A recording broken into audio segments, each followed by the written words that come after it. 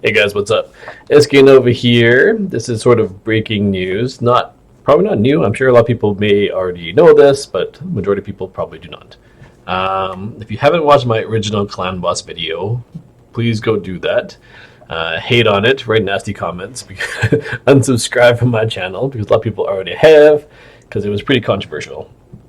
Basically exposed in more detail exactly what's been going on or what was going on prior to patch 1.13, and maybe some of the amount of clan hopping that was going on. And now supposedly clan hopping is nerfed. So how does it work exactly? So actually the clan boss had just finished minutes ago, so now I can make this video. When you go in there, you have finished Ultra Nightmare, you claim, you get your chests as per normal. No, two not so great chests. And see, you get this check mark here now. You never used to get this prior to patch 1.13, but now you do. So now if you take this and you hop into a new clan, you can no longer loot another Ultra Nightmare clan boss, right? So if I do that, so I leave whatever clan you're in, go to and then you join another clan. When you try to loot the next chest, you can't do it. However, there is a gotcha.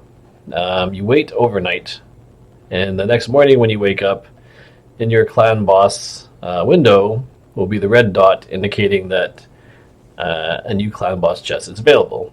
And when you open that chest, it is now lootable.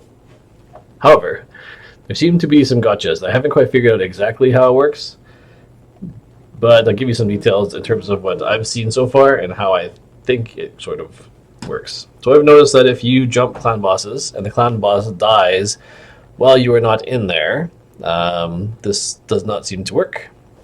That's what people have been saying. One thing you may want to try is to be in the clan boss when the clan boss dies, if you're going to be doing this, right? So I'm breaking this wide open, trying to tell everybody about it now so that you know about it. There's no secret. If you've watched this video, I'm not hiding anything.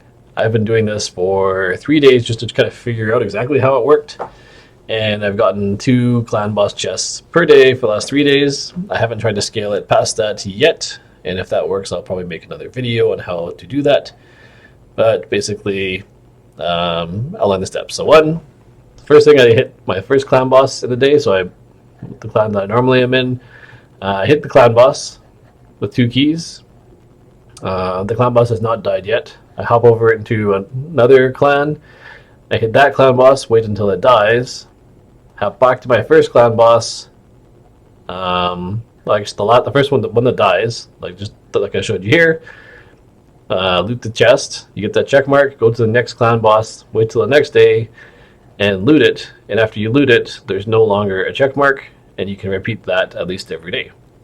What I would like to try, I guess, at some point is to hop to a few different clan bosses and see if it still works. The key to this, of course, is being able to 2-key Ultra Nightmare.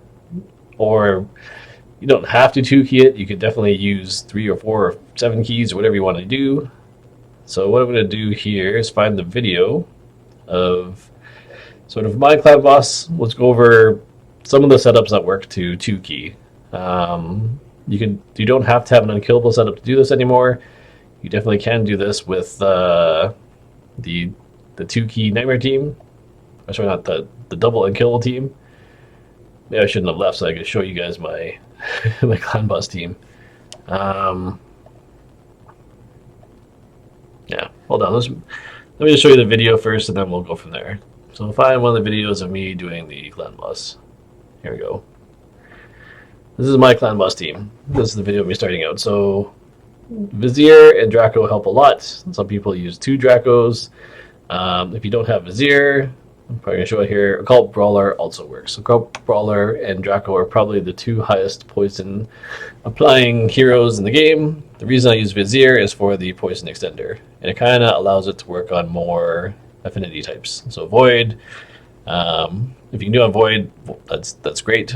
But this works on Force and Magic. The Spirit Affinity, there is a little bit of difficulty. So I'll even show people exactly the speeds and everything you need to know to do this. This is the 3 maneater combo. The reason I prefer this 3 maneater combo to the Painkeeper maneater combo is the Painkeeper maneater combo requires 2 Painkeeper, 2 maneater, or 3 Painkeeper, 1 maneater. And when you do that, that ties up 4 heroes with a... Let me pause it actually before we go into this. I have to go back. Requires 4 heroes to do it. 4 heroes in certain types of gear. They're probably not the highest damaging heroes, so your damage is going to suffer. With the 3 maneater combo, you have 2 DPS, essentially. In my case, Dracomorph and Vizier. Most of the damage for your Unkillable team comes from poisons, so you want as much poison as possible. But of course, as good of a gear as you can make them damage-wise is important too. Speed is the key for the maneaters. Well, speed is key for all characters, but the speed range of the maneaters is very important, and it's a very tight range normally to do this. Depending, there's a few different ranges your maneaters can be in, which will just change your rotation, but essentially it kind of works for both of them. I'll go over that in a second here. Rotation, let's go back to the beginning of the video here, is also very important. So my speeds, I believe, are 235 and 236 on all 3 maneaters. So one of them is 235, the other 2 are 236, or vice versa. And you'll see at the beginning they'll just do a basic attack. So in the first 2 rounds, there is no Unkillable or block debuff buff up. That can be a problem for the Spirit boss, who puts the speed debuff on you. In that case, you have to use the 3rd maneater to put Unkillable on the first round. And by 3rd maneater, I mean the first one that goes is this one. The end one here is the second one, and the last one's the 3rd one. So 1st, 2nd, 3rd in order, and their turn order. Their turn order per turn will start to change after the 1st round. For this one, the accuracy buff isn't terrible, so you don't have to worry about it. So we'll talk about this here. We'll go over the exact turn order just so it makes sense. So the first one is all just 3 attacks. That's 1st maneater, this is 2nd, this is 3rd. So I just use the Siphon ability doesn't take turn meter. I only use it because it does slightly higher damage than his regular attack. I put poisons up, and notice how I use Vizier's A2. I do a special booking on Vizier to try to reduce the number of times he'll use that. He will always use his A2 unless you have both his block debuffs and his heal reduction debuffs on. And the reason you want to get those on is so that he'll always use his A1 if you want to auto it. If you want to manual it, never use his A2 or his A3, just use A1 all the time. But if you want to auto, if you have those 2 debuffs up, the block debuffs and the heal reduction one, he won't use his A2 ability anymore. He only uses A1 and A3, thereby getting more chances of proccing his A1. So that's good. So the key... So this is the 3rd round, okay. It's hard to maybe play this. I should pause this in between. Hopefully you're getting this. So on the 3rd round, you go 1st, 2nd, 3rd maneater all go once. And then, because of their speed, and this is the key. So the first 2 rounds, 1st, 2nd, 3rd maneater go, Draco goes, Vizier goes. That's exactly the same. In the 3rd round, 1st maneater goes, 2nd maneater goes, 3rd maneater goes, Draco goes, Vizier goes. Exactly the same, but because of their speed, at this point, the 1st maneater gets a 2nd turn. And on the 2nd turn of the maneater, that's when he will use his Unkillable. So watch as we go through this here. I think this is the 3rd round. They've all gone once. Then Draco, Vizier. Then this is the maneater's 2nd turn. The turn meter is pretty much full. Look how close this next maneater is. But he puts Unkillable up. So that was turn 3. The 1st maneater will use his block damage. For the Spirit Affinity, I usually have the 3rd maneater use his in the 1st round just to stop the debuff from going on, and then continue the same rotation. You have to manual this. If you don't manual the first 5 rounds at least, what happens is the maneaters start to use their A3 all in a row, or all together basically, and you won't be able to do this. You need them to stagger their use of their A3, so that's why it requires the manual ability. So this is going into the 4th round, and as you can see, this was the original maneater that went 2nd. Now he is going 1st because their turn meters are very high. And in this turn, this maneater will get 2 turns. So you can watch. So he went, I guess. This is the Next maneater that goes, now Draco goes. Now this maneater goes. Because of the speeds, which is kind of close, Vizier always tends to go last, which is fine. Right? Then he gets his second turn of this round, and he puts up the buff. Now in this round, the original third maneater is now going first. Goes maneater, maneater, in this case Draco, maneater. So they'll use one turn each, and then Vizier. And then he has just enough turn meter to go before the boss again, and so he gets to put up his buff. And in the fourth round, you can see they all have 2 on their buff. So at this point, they all just attack once. Everyone still has Unkillable buff up. It goes, and at this point is where he resets. So this was the original first maneater. He goes once, twice, 3, Draco, Vizier, and then the original first maneater puts up the buff again. And this cycle repeats. So it's like a 4-turn cycle at this point that just constantly goes through the first 3 turns. Each maneater puts up an Unkillable. The 4th turn, everyone already has it up, so no one drops off. Their buffs drop down to 1. Then on the 5th turn, the cycle repeats. So this is a 4-turn cycle. You're used to that over and over and over and over again until the clan boss dies. Well, that's how or until you got the Unkillable 70 million. So you have to time it. You used to have to do less than 1,000 turns and see how it would go. Now, 1,000 turns counting each character as 1. Now it does 50 rounds. So each character goes, or 50 clan boss rounds, and then the clan boss goes, that counts as 1 round. If you go more times than the clan boss, so in this case it counts, the maneater's turn as 2 turns, I don't think it scales that way. It doesn't stop you. It doesn't give you a 1 less turn. The clan boss at some point just gains the ability to go through Unkillable buffs, and I think it's after his 50th turn. So just fast forward because it's the same sequence over and over again, and you'll see in this case the key was I did 38.64 million damage. Most of the damage coming from Draco because of his poisons, which are extended by Vizier. Vizier also does reasonable damage. The difference between some of my maneaters is how much crit and crit damage gear that they have. They all have the masteries, they're all level 60, but you can kind of get quite a wide range based off of, do they have close to 100% crit and lots of crit damage and attack, or do they not? But the difference there is, 0.8 million between the have and the have not, and we'll look at the gear shortly here. Most of your damage comes from Draco. You want him to obviously have high accuracy, not miss landing any poisons. 220 accuracy, I'd say, would be minimum. But you're probably looking more in the 260 to 300 range to try to reduce the number of misses as much as possible, because that could hurt your damage a little bit. But even more so important is that Viziers don't drop off. So he also needs his accuracy probably around the 240 range so that his debuff extensions do not get resisted. Other than that, you just have to meet the speed quota. So let's go to the speed quota. Like, what do you need for speed for these guys? Let me just show that, minimize that. Okay, so looking at the characters, I think I have them all here. We'll start with Vizier. He is the slowest of the team. So the Ultra Nightmare Clan Boss is at 191 speed. Vizier is at 194 speed. 191 to 194, 95 is probably fine for this.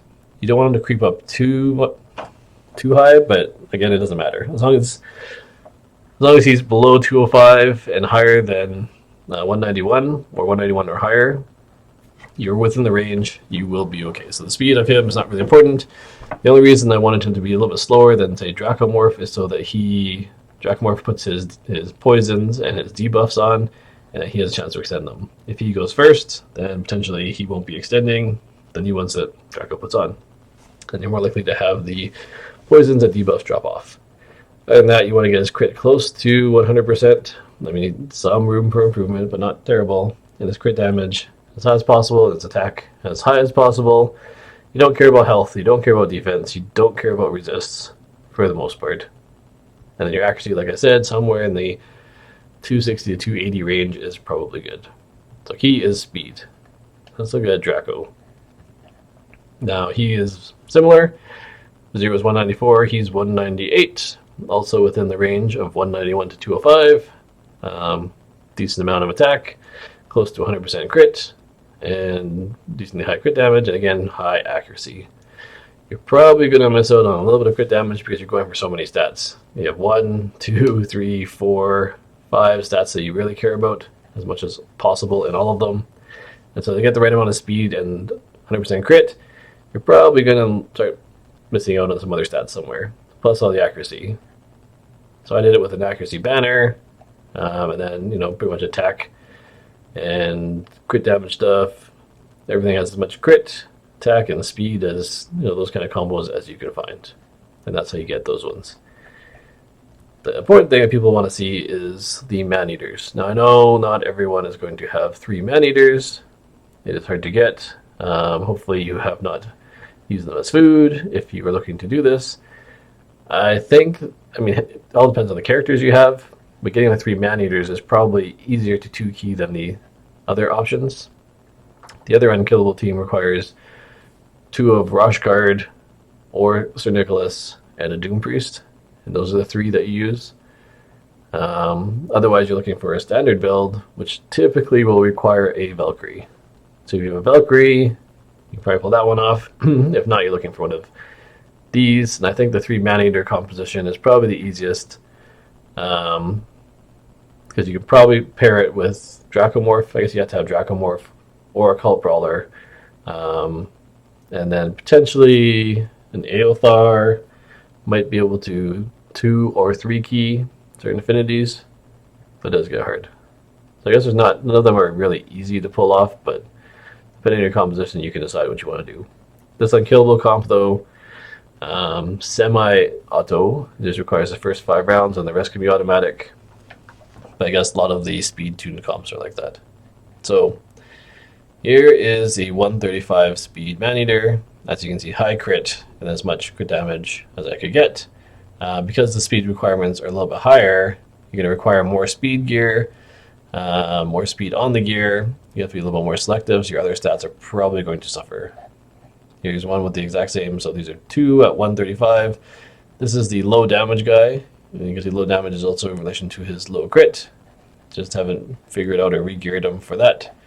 And here's the other guy, which is kind of medium crit rate, a little bit lower crit damage, but he's at 136 speed. So the speed is really the most important stat. You don't care about accuracy. You actually probably don't want to land. He has a decreased attack on his A1. You probably don't want to land that. But if you want him to use a siphon for other areas of the game, you have to use that. This is the only ability on all the maneaters that you need to have the cooldown on. Otherwise, it's a 7-turn ability, but you drop it down to 5.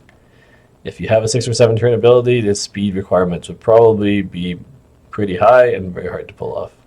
And I don't know the numbers what those would be, but all the maneaters have the A3 at least booked, and in order to get that, oftentimes you have to book most of the other skills too. So yeah, only one of them got all of it without fully booking them.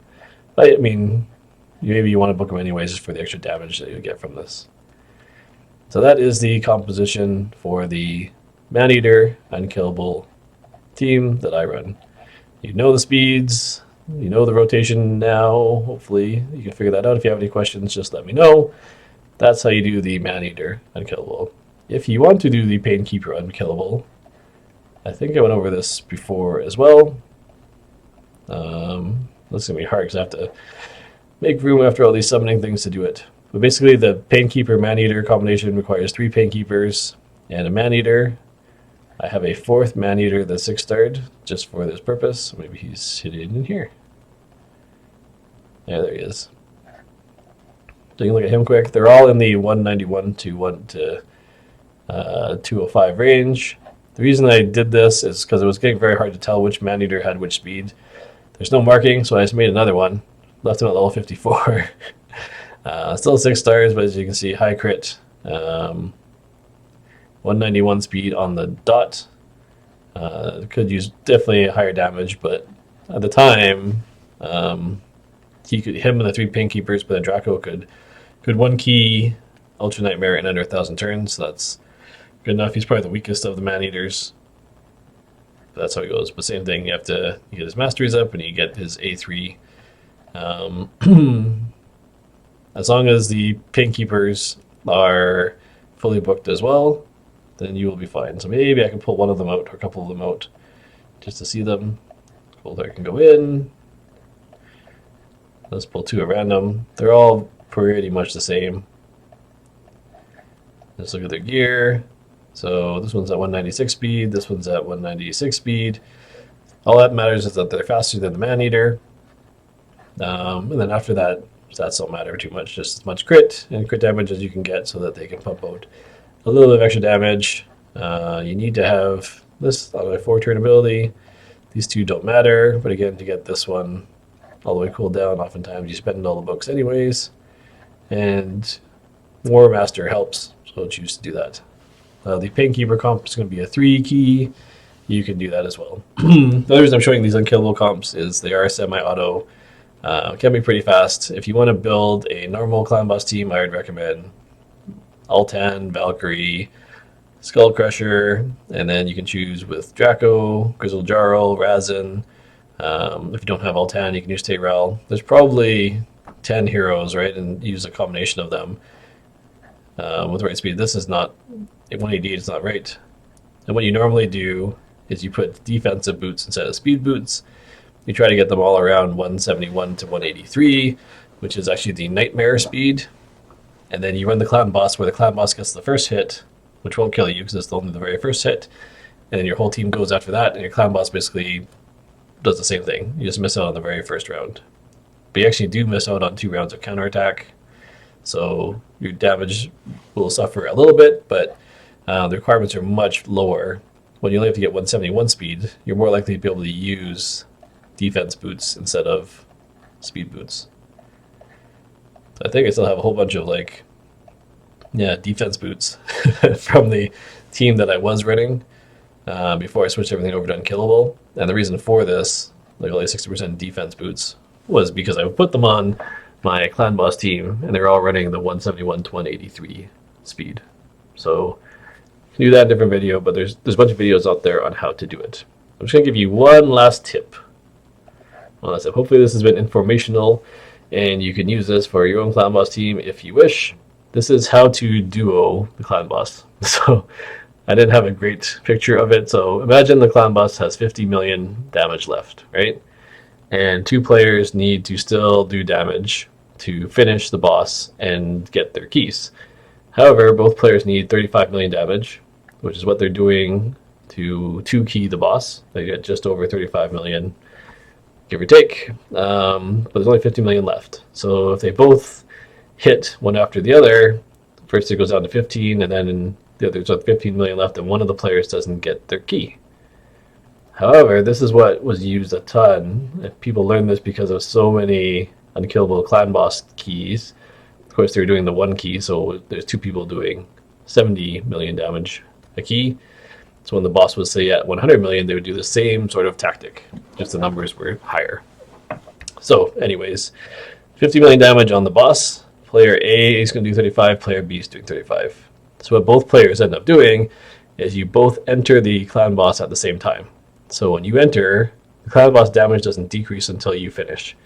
So when both players start, both players see $50 million, 50 million damage or health left on the clan boss. Both players are going however long it takes them. Let's say player A finishes first. The player A is done. He's got his $35 million. He gets his, I keep saying dollars, 35 million damage. He has enough for the top chest, and he's good. But now the clan boss shows 15. Player B, meanwhile, is still in the clan boss, hitting. Once he finishes, what actually happens is his damage registers first. So this adds to his total. So if you say, if he had 35 million from the previous run, now he has 70 million. He gets his Ultra Nightmare key. The clan boss now shows 0, and loot for everybody. So what actually happened to the clan boss, he actually went negative, say 20 million damage, but it still worked, and both players get the key. So this is actually really important to use currently because the clan boss only has a fixed amount of damage, and everyone hates it when there's not enough damage left. No one wants to waste a key on it because it doesn't get anybody to the next chest or doesn't help anybody, and This requires a little bit of organizing, and lots of times this will get screwed up by people that are unaware. So what can happen is if, well, both players go in, player A finishes first, he gets his damage, there's only 15 million left. Someone else goes in and does a quick 15 million damage, however that happens, and kills it before this guy is done, he will then get 0. Or player A and B start at the same time, someone else also comes in at the same time, all 3 of them hit. If there is no damage left when player B is done, his damage will not register. There has to be a sliver of health, whatever that may be. There could be 100k health left, and then player B would still get credit for his full 35 million damage. But if there's 0 health left, no credit. And you'll actually see the Ultra Nightmare has been killed message while he's in the clan boss. Be very ticked off and be angry that someone else killed the clan boss while he was in there. So some coordination required, can cause drama, but it's a cool little trick to squeak out that extra damage or get that extra key for one player. Can you do this with even more people? Yes, but the numbers have to scale up even higher. So say you had 100 million damage left and 3 people left to hit, right? You can do the kind of same thing. There's a player C in here, they all hit. It decreases, decreases, decreases. As long as there's a sliver of health before the last person finishes, everybody gets it. Cool. That's a little bit complicated. I drew this little info thing in Paint in order to kind of demonstrate how that worked. The main takeaways from this video is, hey, you know what? Unkillable is not totally dead. It's still around. You can still do it. You can still get multiple Ultra Nightmare chests per day. The chests seem to be really crappy lately. I don't know if that's the same for everybody. Probably just RNG for me. But nonetheless, if you can get 4 Ultra Nightmare chests per day, rather than just 2 Ultra Nightmare and 2 Nightmare, why not? It doesn't take that much more effort to do it. There's lots of clans looking at it. Probably want to be able to 2-key it, but even if you can 3-key, why not? If you're going to 4-key it, probably not worth doing it. Oops.